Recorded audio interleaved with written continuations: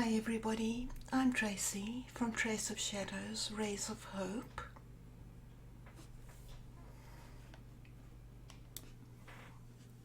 This past week, especially the last weekend, has been one of the most heartbreaking moments of my life, when I knew the time was coming to say goodbye to my best friend, my soulmate, my shadow and my support, who has been joined at my hip for the last 11 years, my amazing dog Lexie, my Boston Terrier. After watching a program on these awesome little creatures, I set my heart on owning one of them, which was a bit odd, as I had always grown up with white bull terriers and pit bulls. I wanted a smaller dog to keep my white bull terrier Tara company, not realizing that this little dog would creep straight into my heart and become my constant companion who loved me so unconditionally. I remember driving the 5.5 hours round trip to a dusty little mining town called Orkney in South Africa to collect her. She was the only female and very tiny, but with a big attitude, who bossed all her brothers around. She was so independent, and that at only 6 weeks old, knew exactly what she wanted and how to get it. You became the top dog of the household, and even the bull terrier knew not to mess with you. She became my soulmate, and we were inseparable. You loved to cuddle right by my side, always with your head or paw touching me, as if to say, "Don't worry, Moms, we've got this." You were so tiny, you could slip in and out through the burglar bars on the back door whenever you needed to go outside, which infuriated Tara, as she could not come inside. Burglar bars and high walls are staples in South Africa for our own safety, but you always came back to check up on me and what I was doing.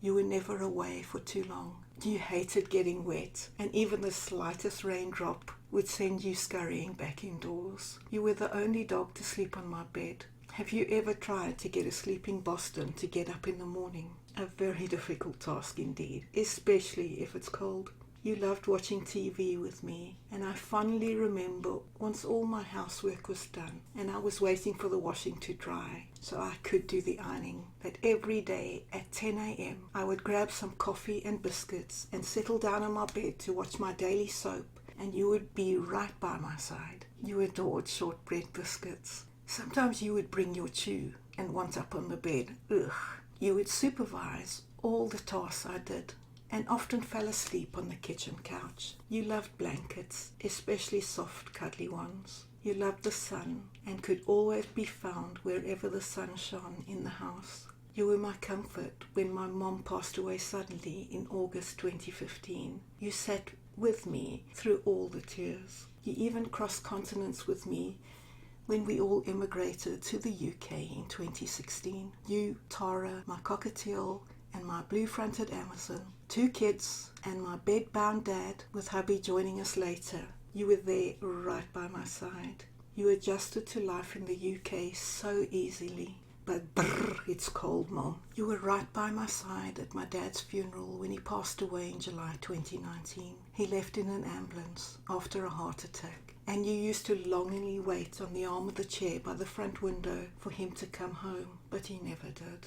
You took to supervising all of the cooking from the chair in the kitchen, and was always excited about what was being cooked. "Just meat, Mom. Bring on the meat." You knew exactly when your dads would be coming home from work and would sit on the arm of the chair for hours if he was late. You knew exactly what time to do that. Your love for our whole family was truly amazing. Your gentle heart had so much love to give. You were there to comfort me once again when Tara, age 6, passed on. My parrot, age 30, and my cockatiel, age 24, passed away over the last 6 years or so. You knew exactly what time walkies should be. You would stalk Dad's until he gave in and took you. You adored your walks in the forest, but no other dog was allowed near you or us. That was just not happening. You knew after a walk there would be a treat waiting, and you never settled unless you got it. You would always find the sunniest spot in the house to sleep, and if Mom went out, you would make your way to her bed You spent many hours in her cave snoring while she did her spiritual recordings. You had a set evening pattern. After walkies, a treat, a snooze, then dinner. And once the humans had eaten too, then it was your snuffling mat time. And behold, if you forgot to put the treats in the snuffle mat. You would stand firmly on the snuffle mat and sigh, with those big eyes boring through you. Oh, Lex, you were such a character. For a dog that never liked to be wet or cold, you loved the snow. Whenever Mom went out, you would make your way to my bed and hide behind my pillows and sleep until I got back. But the time came when you could no longer climb the stairs, and so we had to carry you up and down them. You loved your donut bed. And yes, she did have a dog bed in almost every room of the house. You loved car rides and the adventures they would bring. You survived lockdown and kept us sane. But the best times were just being together and all the kisses and cuddles that were in constant supply. I just never guessed it would be our last Christmas together. Everyone who knows me knows that we were two peas in a pod and would never be apart if it could be helped. You only got to wear your little ladybug outfit once. Your Christmas goodies are still in the jar. Your dog food neatly stacked up on the shelf. Oh, Lex, if only I'd known that Monday, the 9th of January, was your last walk. You seemed so happy and couldn't wait to go out. You were great on Tuesday too, but it was so wet you couldn't go out walkies. You became so ill on Wednesday evening that at 9 p.m. we phoned the emergency hospital and you were kept in overnight on a drip. They did not expect you to make the night, but you did, and we went to collect you at 7 a.m. You did not sit or lie down once at the hospital. Poor baby, you must have been exhausted. It did not look good at all, and you were struggling. You could not eat, and you needed to go back to your own vet, as you had to be on another drip for the day. We fetched you later that evening, and you seemed as though you had perked up again, or was it just being home again? But then you relapsed. You whimpered and cried all Friday night, and you just refused to eat. You had not eaten for 4 days. I knew then that it was time to say goodbye. On Saturday morning, on your fur, a little heart appeared as if you knew. I sat with you from 9 a.m. Saturday all day until 3 p.m. when the dreaded trip had to be made. You never moved at all from my side. At times I was hoping and praying you would slip quietly away by my side without having the trauma of going to see the vet one last time. But you were adamant. You were not leaving me. You were so strong.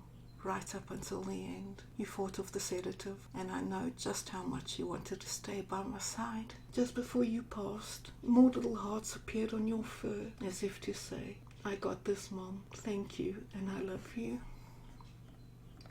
And my husband gave me some money for Christmas, and on Boxing Day I decided to buy a little Boston Terrier pup statue. It was supposed to arrive the next day, however it got delayed, and I only received it on the 14th of January, just after Lexie had passed away. It was as though it was a last gift to me from her. My husband also downloaded all the photos we had of Lexie and put them on my computer and set them to my screensaver. The very first picture that appeared was of Lexie at the front door sitting on the carry-on mat. The pictures are chosen randomly, so yes, I firmly believe that there is a higher power.